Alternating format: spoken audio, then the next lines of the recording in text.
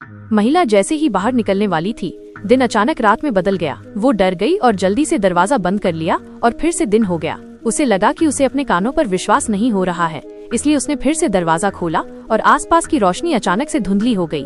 Newton भी जिस रहस्य को नहीं समझा सकते थे, उसे देखकर महिला के रोंगटे खड़े हो गए।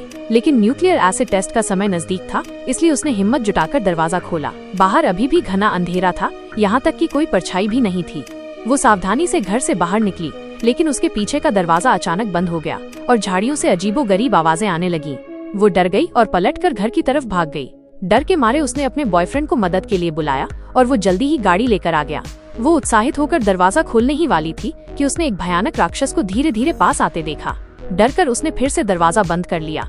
तभी उसका बॉयफ्रेंड खिड़की के बाहर दिखाई दिया। चूंकि चीन में बने शीशे बहुत अच्छे ध्वनि रोधक होते हैं, इसलिए उसने उसे जल्दी से दरवाजा खोलने का इशारा किया। महिला दरवाजे पर लौटी और सावधानी से दरवाजे को एक दरार तक खोला, फिर बाहर झांकने के लिए अपना सिर बाहर निकाला। वो इतनी डर गई कि उसकी डायपर भी गीली हो गई। उसने तुरंत दरवाजे को बंद कर दिया और खिड़की के पास आकर जोर से चिल्लाने लगी। उसका बॉयफ्रेंड हैरान था और बिना कुछ कहे पीछे के आंगन की ओर चला गया। जब उसने देखा कि पिछला दरवाजा भी मजबूती से बंद है, तो महिला तेजी से उसकी ओर भागी। उसके बॉयफ्रेंड ने सीधे चाबियां निकाली और दरवाजा खोल दिया, लेकिन अंदर से कोई मजबूती से उसे रोके हुए था। वो गुस्से में आ गया और उसकी परवाह किए बिना दरवाजे को धक्का देकर खोल दिया। महिला ने ऊपर देखा और उसकी आंखों के सामने एक भयानक राक्षस दिखाई दिया।